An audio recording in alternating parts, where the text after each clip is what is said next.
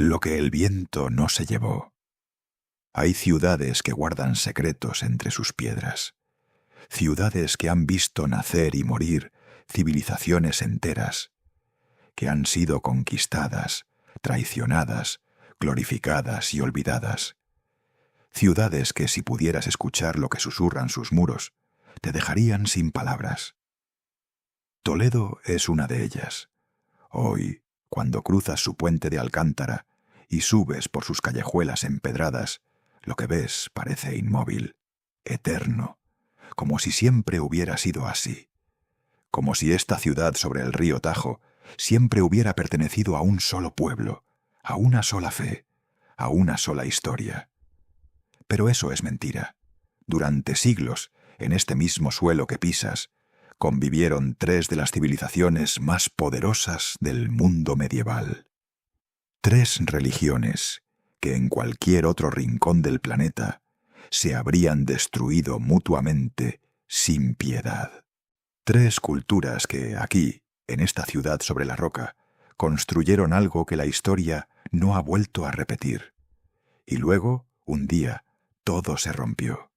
No fue de golpe, fue lento, fue doloroso, fue inevitable, dirían algunos. Un error de la historia, dirían otros. Pero lo que quedó de aquel experimento único sigue vivo hoy, grabado en las piedras, en los nombres de las calles, en las sinagogas convertidas en iglesias, en los baños árabes escondidos bajo los sótanos de las casas. Esta es la historia de Toledo, la historia de lo que fue posible y de por qué dejó de serlo. Para entender Toledo, primero tienes que verla desde el aire. Imagina un río que serpentea con fuerza, abriéndose paso entre colinas áridas bajo un cielo de Castilla. Y en medio de ese meandro, como si la naturaleza misma hubiera decidido crear una fortaleza, una ciudad, rodeada de agua por tres lados, protegida por acantilados naturales, un lugar que parece diseñado por los dioses para ser inexpugnable. Ese lugar era Toledo, y esa geografía lo cambió todo. Los romanos lo supieron antes que nadie. Cuando llegaron a la península ibérica, reconocieron en este promontorio sobre el Tajo lo que los militares han buscado siempre, una posición defensiva perfecta. La llamaron Toletum y la convirtieron en capital de la provincia de la Hispania Citerior. Una ciudad menor en el mapa del imperio, sí, pero con un futuro que ningún romano podía imaginar. Cuando el imperio romano comenzó a derrumbarse, los visigodos llegaron a Hispania. Y también ellos vieron en Toledo lo que los romanos habían visto. A finales del siglo VI, el rey Leovigildo tomó una decisión que marcaría el destino de la ciudad para los próximos 1000 años. Trasladó la capital del reino visigodo a Toledo. De golpe, esta ciudad sobre el río dejaba de ser una posición estratégica para convertirse en el centro del mundo hispano, el lugar donde se dictaban las leyes, donde se reunían los concilios eclesiásticos que daban forma al cristianismo hispano, donde residía el poder, y con el poder llegó todo lo demás, la cultura, el comercio, la diversidad. Porque incluso antes de los árabes, Toledo ya era una ciudad plural. Los visigodos convivían con una comunidad hispano-romana de siglos. Y había algo más, una comunidad judía que llevaba generaciones viviendo en estas tierras, que comerciaba, que prestaba dinero, que tenía sus sinagogas y sus escuelas y sus tradiciones. Una comunidad que, bajo el dominio visigodo, sufriría persecuciones terribles. Una comunidad que cuando en el año 711 cruzaron el estrecho de Gibraltar los ejércitos del Islam, miró al sur con algo parecido a la esperanza. No podían saber todavía lo que esa esperanza les costaría. Antes de hablar de batallas y conquistas, hay que detenerse un momento y entender algo que parece imposible desde nuestra perspectiva actual. En la Toledo medieval, durante ciertos periodos de su historia, Un mercader cristiano podía comprar telas en el zoco a un comerciante musulmán y al salir del mercado cruzarse con un rabino judío camino de la sinagoga, y los tres podían intercambiar saludos sin que el mundo se acabara. ¿Cómo era posible? La respuesta está en una palabra árabe que los historiadores han debatido durante décadas: convivencia. No confundas esto con tolerancia moderna. No era igualdad, no era fraternidad universal, era algo más complejo, más pragmático y en muchos sentidos más honesto. Era coexistencia funcional. En el Toledo medieval, las tres comunidades vivían en barrios propios, con sus propias instituciones religiosas, sus propios tribunales para asuntos internos, sus propias fiestas y costumbres. Los musulmanes tenían sus mezquitas, los judíos sus sinagogas y su aljama, su comunidad autogobernada, los cristianos sus iglesias y sus monasterios. Pero al mismo tiempo, todos compartían el mismo espacio físico, el mismo mercado, las mismas calles, las mismas murallas y, sobre todo, los mismos intereses económicos. Aquí está la clave que muchos olvidan. La convivencia no era un ideal filosófico, era un negocio. A Toledo era un nodo comercial de primera magnitud. Por aquí pasaban las rutas entre el norte cristiano y el sur musulmán. Por aquí fluían las mercancías, las ideas, los libros, los artesanos. Y para que ese flujo funcionara, los tres grupos necesitaban entenderse. Necesitaban confiar los unos en los otros, o al menos fingir que lo hacían. Los judíos ocupaban un papel especialmente interesante en este sistema. Hablaban árabe y romance. Conocían las leyes y costumbres de los mundos cristiano y musulmán. Actuaban como intérpretes, como intermediarios, como traductores en el sentido más literal y más metafórico de la palabra. Eran los conectores de un mundo que sin ellos se habría fragmentado todavía más rápido. Y esto creaba algo extraordinario, algo que, si te lo contaran de otra época, no creerías. En Toledo, bajo ciertas condiciones y en ciertos momentos históricos, un rey cristiano podía tener un médico judío de confianza. Un aristócrata musulmán podía encargar la traducción de un texto a un monje cristiano. Un rabino podía citar a Aristóteles en su sinagoga. Un filósofo árabe podía leer a los griegos gracias a las traducciones que hicieron los monjes de un monasterio. Las fronteras existían, eran reales, pero eran porosas, y por esas grietas la historia se coló de una manera que cambiaría el mundo para siempre. El año 711 es una de esas fechas que lo cambia todo. Ese año, un ejército de bereberes y árabes cruzó el estrecho de Gibraltar bajo el mando de Tarik ibn Ziyad. Lo que vino después fue uno de los avances militares más rápidos de la historia medieval. En apenas 7 años, y casi toda la península ibérica cayó bajo el dominio del Islam. Toledo no fue diferente.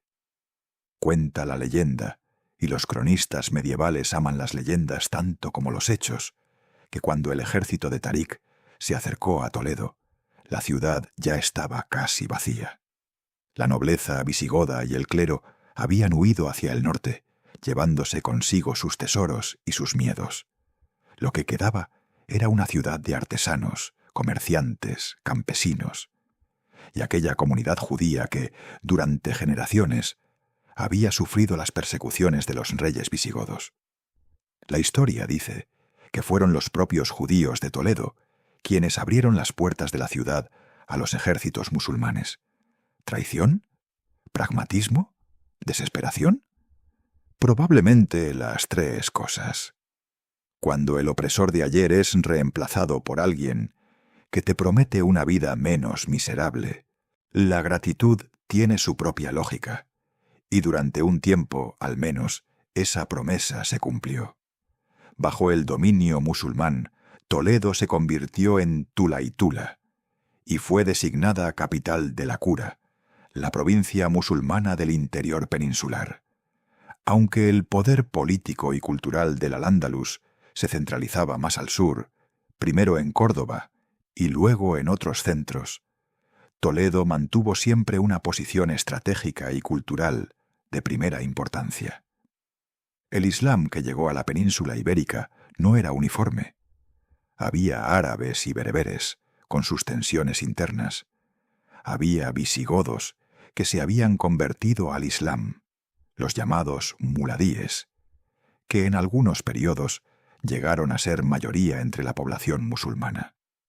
Y había los mozárabes, los cristianos, que permanecieron bajo dominio musulmán y que mantuvieron su fe, sus iglesias, su liturgia, pagando una tasa especial llamada jizya, que les permitía seguir practicando su religión. Este sistema, heredado del derecho islámico clásico, era lo que hacía posible la pluralidad toledana. El Islam medieval tenía una categoría jurídica para los pueblos del libro, los dhimmis. Los judíos y los cristianos eran reconocidos como comunidades con sus propias leyes internas, sus propios líderes religiosos, su propio espacio. No eran iguales a los musulmanes, pagaban más impuestos, tenían restricciones, pero existían, sobrevivían y en ocasiones prosperaban. Toledo, bajo el califato de Córdoba, fue una ciudad de cultura y saber. Los textos griegos filtrados a través del árabe circulaban por sus bibliotecas. Los médicos, los astrónomos, los filósofos compartían un vocabulario común que trascendía las fronteras religiosas. El árabe era la lengua del conocimiento, como el latín lo había sido para los romanos, y esa lengua era propiedad de todos los que querían acceder al mundo del saber, independientemente de su fe. Pero Toledo era una ciudad difícil de gobernar. Demasiado al norte, demasiado cerca de los reinos cristianos que iban consolidándose más allá del Duero, demasiado orgullosa, demasiado acostumbrada a tener peso propio. Las crónicas árabes describen las rebeliones toledanas con una mezcla de exasperación y irrespeto. Esta ciudad, parecen decir, nunca ha sido fácil. Y tenían razón. Toledo no era fácil. Y precisamente por eso, cuando llegó el momento, su pérdida sacudió el mundo árabe como pocas cosas lo habían hecho. El año 1085. Grábatelo. Es uno de esos momentos en que la historia tuerce de manera irreversible. Uno de esos puntos de inflexión que, vistos desde la distancia, parecen inevitables, aunque en su momento nadie estaba seguro de nada. Alfonso VI de Castilla y León llevaba años mirando hacia el sur. Era un rey ambicioso, hábil, pragmático. Y Toledo era la joya que quería. No solo por su posición estratégica, aunque eso era fundamental, sino por lo que representaba, la antigua capital visigoda, el símbolo del poder cristiano en la península antes de la conquista árabe. Tomar Toledo era, para Alfonso VI, recuperar algo que sentía como propio, aunque su reino nunca hubiera llegado tan al sur. La historia de la caída de Toledo es, paradójicamente, la historia de cómo una ciudad se rinde casi sin luchar. El rey de la taifa de Toledo, Al-Qadir, era un gobernante débil, rodeado de enemigos tanto internos como externos. Las taifas, o los pequeños reinos musulmanes que habían surgido tras la desintegración del califato de Córdoba, se habían convertido en una colección de poderes fragmentados que se destruían mutuamente. Al-Qadir necesitaba un aliado, y Alfonso VI era, extrañamente, el aliado más confiable que podía encontrar. El acuerdo que se alcanzó fue asombroso por su pragmatismo. Alfonso VI garantizó a la población musulmana de Toledo que podría quedarse, que conservaría sus propiedades, que la gran mezquita permanecería intacta. Los musulmanes de Toledo no serían perseguidos, no serían expulsados. El cambio de poder sería, al menos en la intención declarada, pacífico, y en buena medida, al principio, lo fue.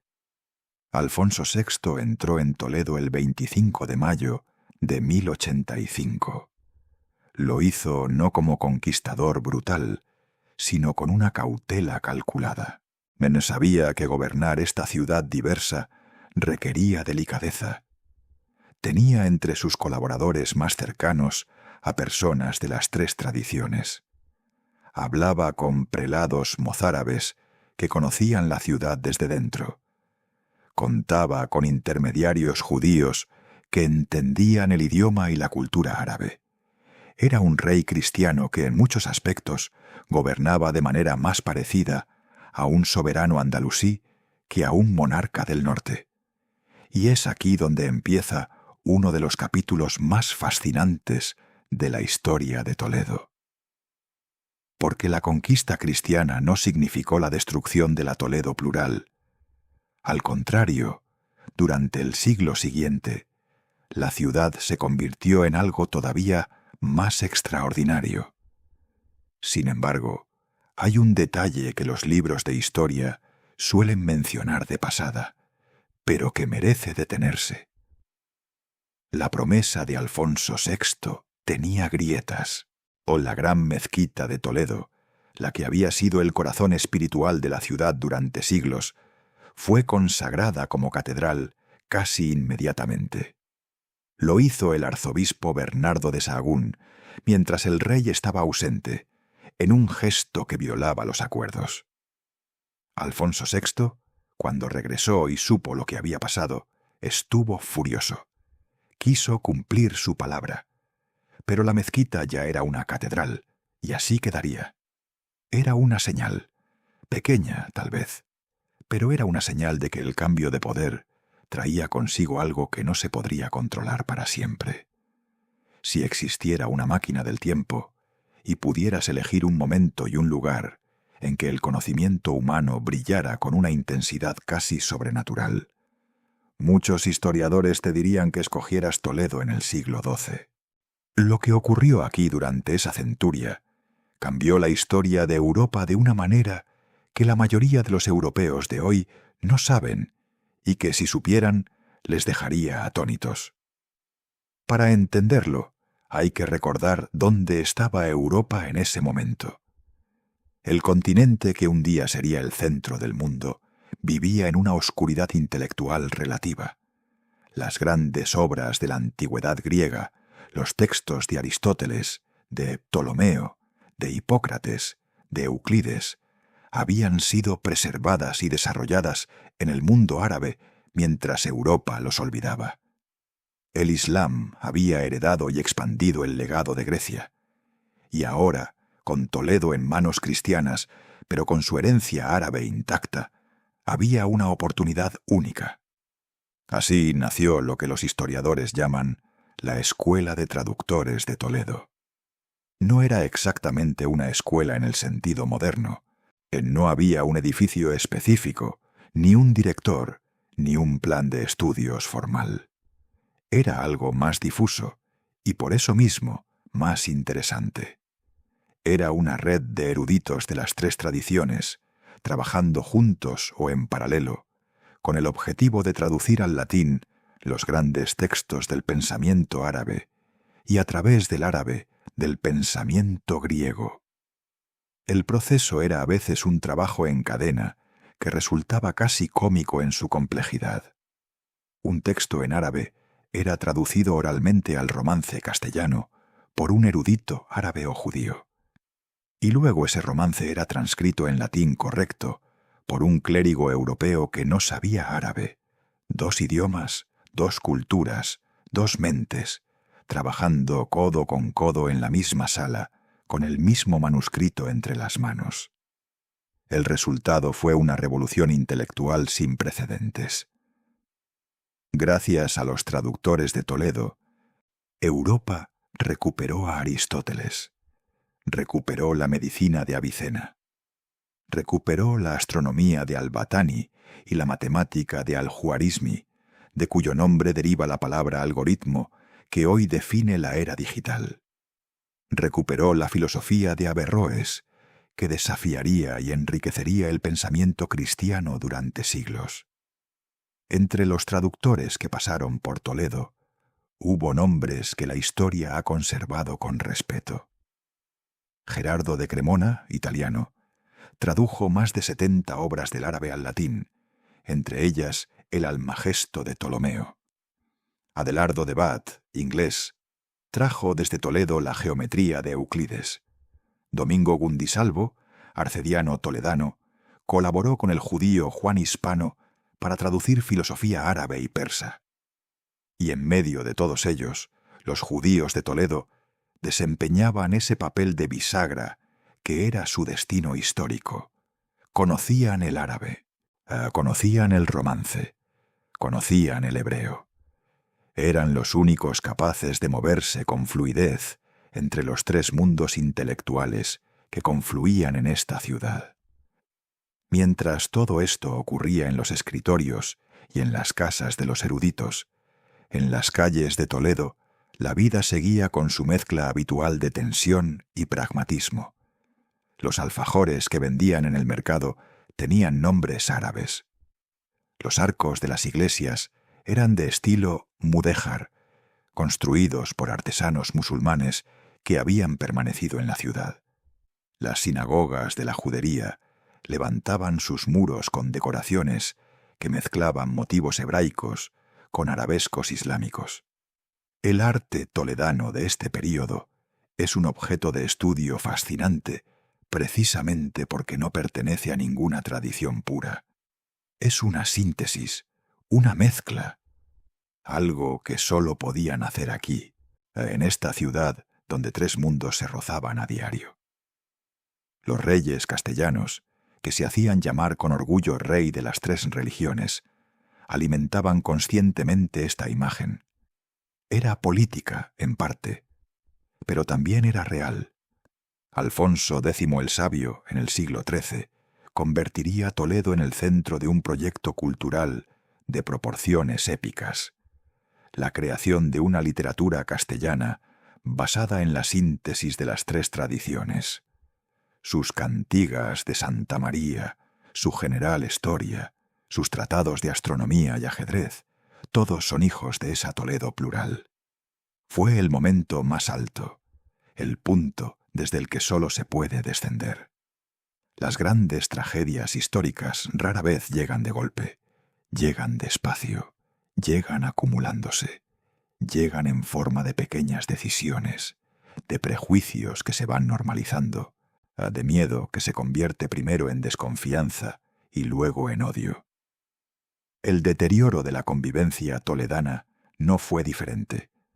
Para mediados del siglo XIII, algo estaba cambiando en el ambiente político y religioso de Castilla.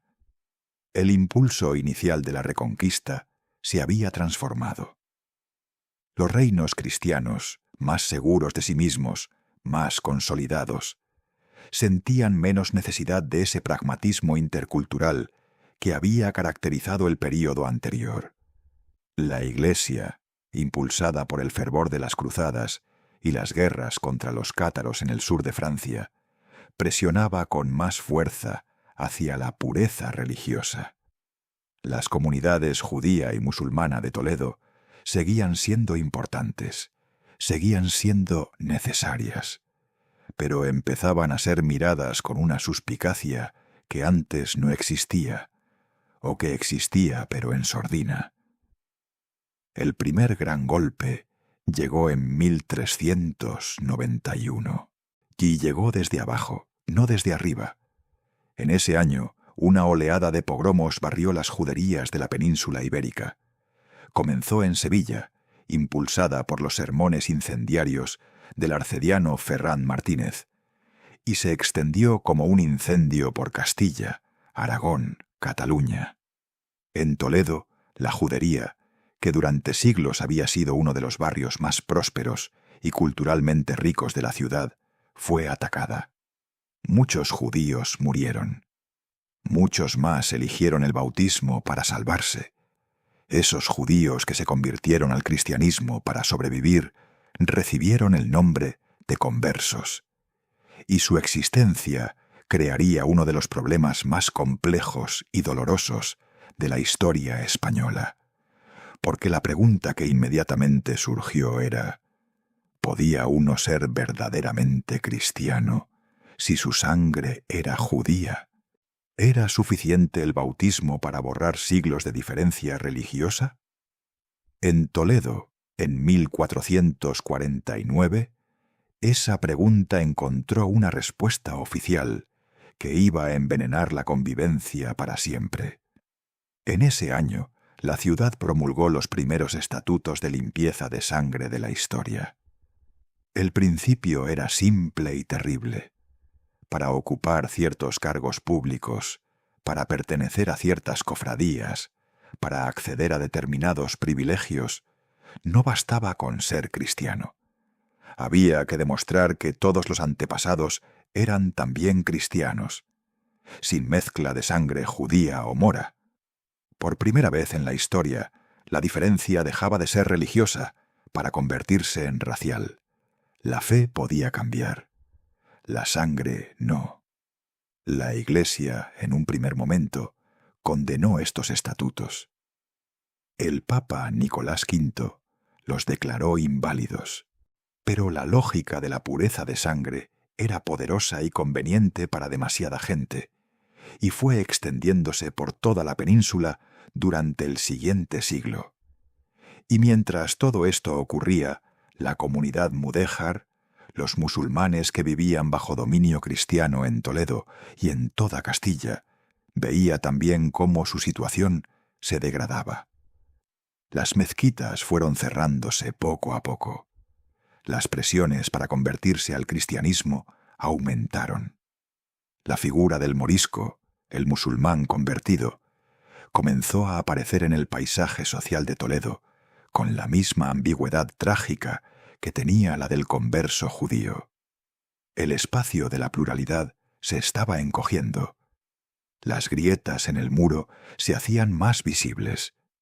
Y en las calles de Toledo, aquellos saludos entre el mercader cristiano, el comerciante musulmán y el rabino judío se iban haciendo cada vez más raros, y cada vez más tensos, cada vez más cargados de un pasado que ya nadie sabía exactamente cómo llevar. Este número ha adquirido en la historia española y en la historia del mundo un peso que casi aplasta. Es el año en que Colón llegó a América. Es el año en que cayó Granada, el último reino musulmán de la península. Es el año en que los reyes católicos, Isabel de Castilla y Fernando de Aragón, firmaron el decreto que expulsaría de España a todos los judíos que se negaran a convertirse. 3 cosas enormes en el mismo año. No es una coincidencia. Es el retrato de un momento histórico en que todo estaba cambiando al mismo tiempo. La expulsión de los judíos en 1492 fue, para Toledo, un golpe de consecuencias difíciles de exagerar. La judería toledana, que había sobrevivido siglos de dominio romano, visigodo, musulmán y cristiano, que había producido poetas, filósofos, médicos, traductores, financieros, diplomáticos, tenía ahora que elegir. O la conversión con toda la sospecha y el escrutinio que eso conllevaba, o el exilio con todo lo que significaba abandonar la tierra de tus antepasados, tu casa, tus bienes, tu lengua, tu mundo. La cifra exacta de expulsados se debate hasta hoy. Los historiadores hablan de entre 50.000 y 200.000 personas. Una parte eligió convertirse. Muchos otros salieron. Cruzaron el Mediterráneo hacia el norte de África, hacia el Imperio Otomano, hacia Italia, hacia los Países Bajos. Los sefardíes, los judíos españoles, Llevaron consigo su lengua, el judeo-español o ladino, un castellano medieval que sus descendientes siguieron hablando durante siglos en Estambul, en Salónica, en Alejandría, de como si la expulsión hubiera sucedido ayer. La sinagoga de Santa María la Blanca, que hoy puedes visitar en Toledo, sobrevivió a la expulsión, pero sobrevivió convertida en iglesia. Los capiteles nazaríes, los arcos de herradura, la decoración que mezcla influencias islámicas con tradición hebraica, todo eso sigue ahí. Pero ya no es una sinagoga, es un monumento a algo que desapareció. La otra sinagoga que sobrevive en Toledo, la del Tránsito, fue construida en el siglo XIV por Samuel Leví, tesorero del rey Pedro I. Sus paredes están cubiertas de inscripciones en hebreo, de una ornamentación que sólo podían ejecutar artesanos mudéjares. Es uno de los edificios más hermosos de Toledo y uno de los más melancólicos, porque cada piedra de ese edificio habla de un mundo que ya no existe. Para los musulmanes, o el final llegó más tarde, pero de manera igualmente definitiva. Con la caída de Granada en 1492 y el fin de la Reconquista, los acuerdos de rendición garantizaron inicialmente a los musulmanes granadinos el derecho a mantener su religión y sus costumbres. Pero esas promesas, al igual que las que hizo Alfonso VI en 1085 sobre la gran mezquita de Toledo, fueron incumpliéndose progresivamente. En 1502, la conversión forzosa de los musulmanes castellanos fue decretada. Los mudéjares desaparecieron legalmente, sustituidos por los moriscos, los conversos cuya sinceridad religiosa era permanentemente sospechosa.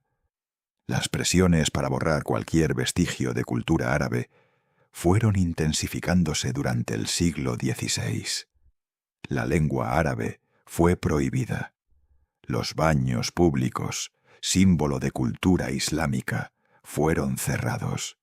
Los nombres árabes prohibidos.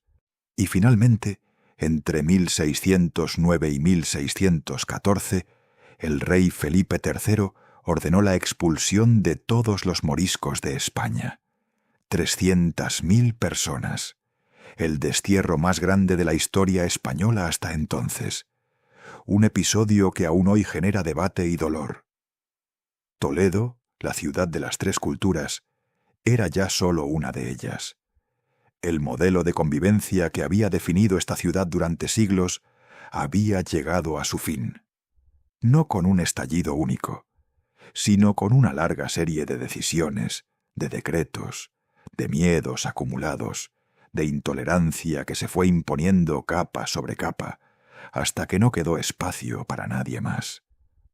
Si visitas Toledo hoy, y deberías hacerlo, hay algo que notarás desde el primer momento. Esta ciudad no puede ocultar lo que fue. No importa cuántos siglos hayan pasado. No importa cuántas capas de historia se hayan ido superponiendo. La Toledo de las tres culturas se filtra por todas partes, a veces de manera evidente, a veces de manera casi secreta, como si quisiera ser descubierta por quienes saben mirar. Camina por la calle del Ángel y mira las fachadas de las casas. Encontrarás arcos que no son del todo románicos ni del todo árabes. Son algo intermedio, algo propio. El estilo mudéjar, nacido de la mano de artesanos musulmanes que trabajaban para señores cristianos, impregna la arquitectura toledana hasta un punto que es imposible ignorar.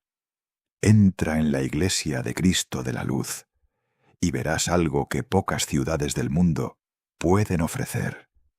Un edificio que fue mezquita en el siglo X, construido sobre los restos de una iglesia visigoda del siglo VI y convertido en iglesia cristiana en el siglo XII. 3 religiones, 3 épocas, en las mismas piedras. La catedral gótica, comenzada en el siglo XIII y terminada en el XV, se levantó sobre el solar de la antigua mezquita mayor, que a su vez estaba sobre una iglesia visigoda anterior. Es una de las catedrales más impresionantes de España, sin duda, pero también es, si lo piensas, un palimpsesto de fe superpuesta, una historia de desplazamientos narrada en piedra. El barrio de la Judería conserva todavía algo del laberinto medieval que era. Las calles son angostas, las casas se inclinan la una hacia la otra, los callejones llevan a pequeñas plazas que parecen esconderse del mundo. Es un barrio que invita a perderse, y perderse en él es, de alguna manera, perderse en el tiempo. Las dos sinagogas que sobrevivieron, Santa María la Blanca y la del Tránsito, son hoy museos. En la del Tránsito existe el Museo Sefardí, o que recoge la memoria de los judíos expulsados de España en 1492, de los sefardíes que siguieron hablando español durante 500 años en el exilio. Es uno de esos museos que te cambia. Entras siendo turista y sales siendo algo diferente. No sabes exactamente qué, pero algo diferente.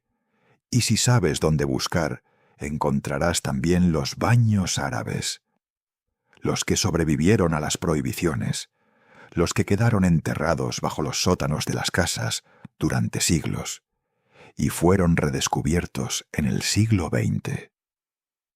Eran mucho más que lugares para lavarse, eran espacios de sociabilidad, de conversación, de vida compartida en el único lugar donde las diferencias de clase y de credo se disolvían bajo el vapor del agua caliente.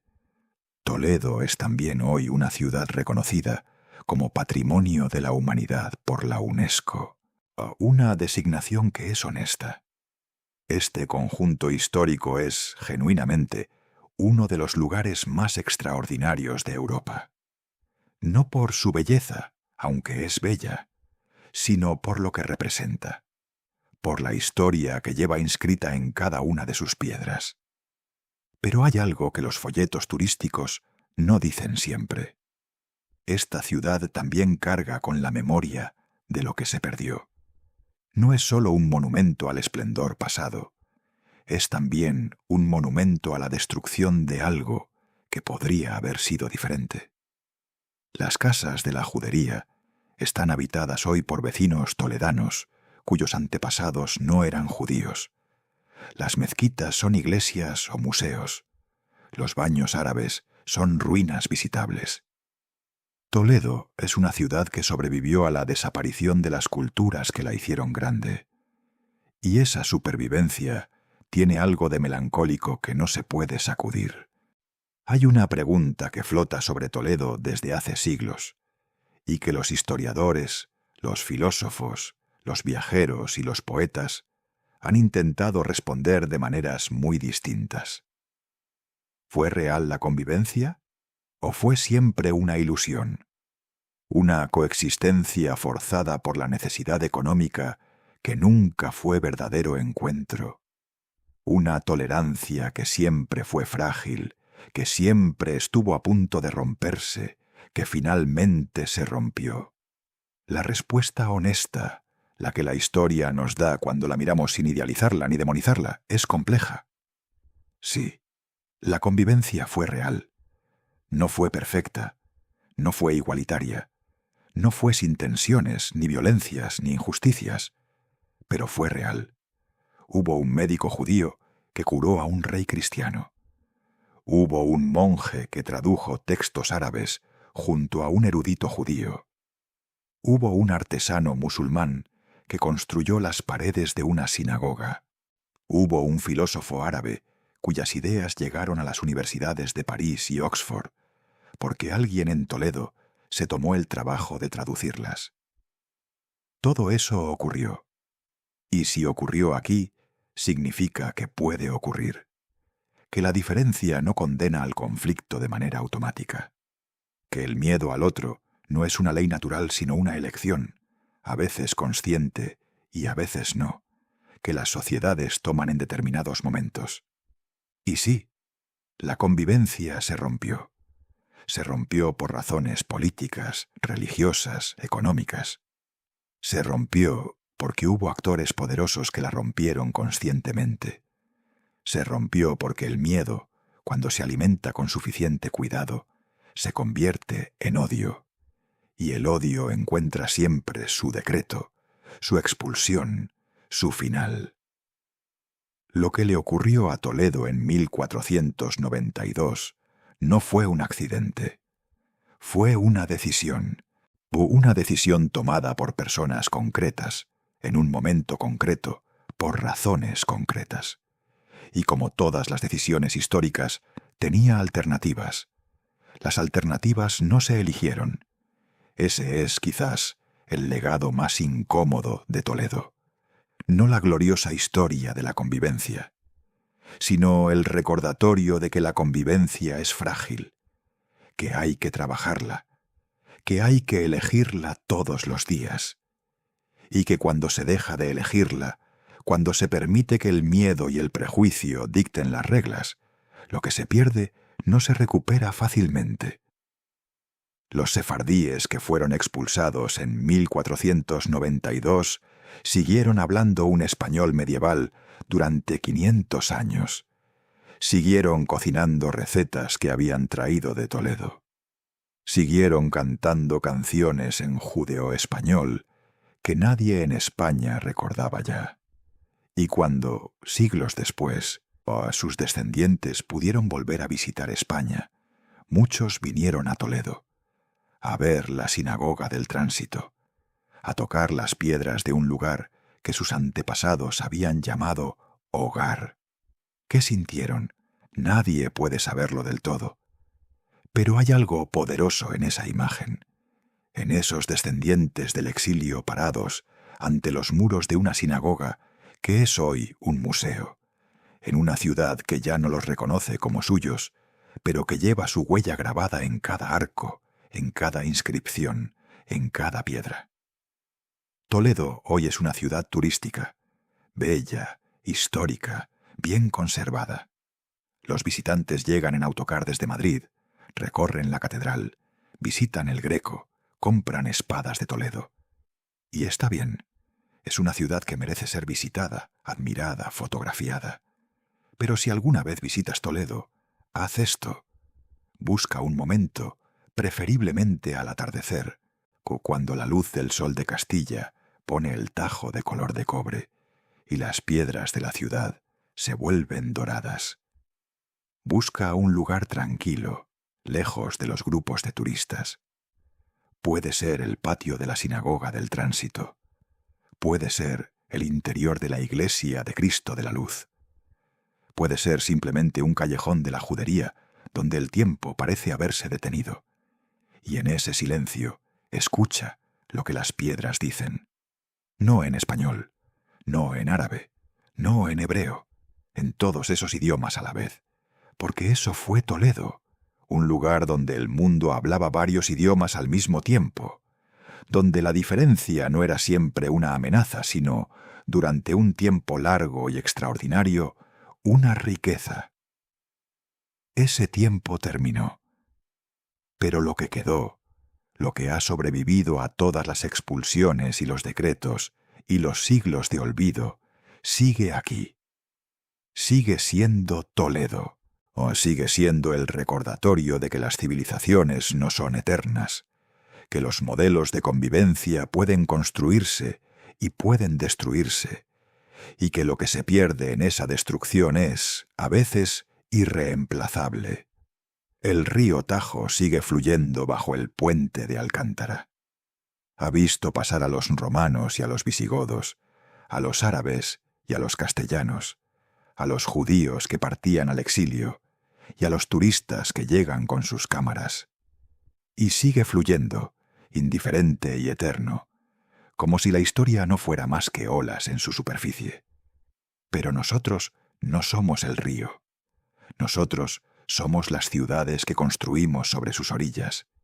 Y las ciudades, a diferencia del río, recuerdan, y al recordar nos dan la oportunidad de aprender. Toledo lo intenta, cada día, con sus piedras antiguas y sus museos, y sus carteles explicativos, y sus visitas guiadas. Lo intenta.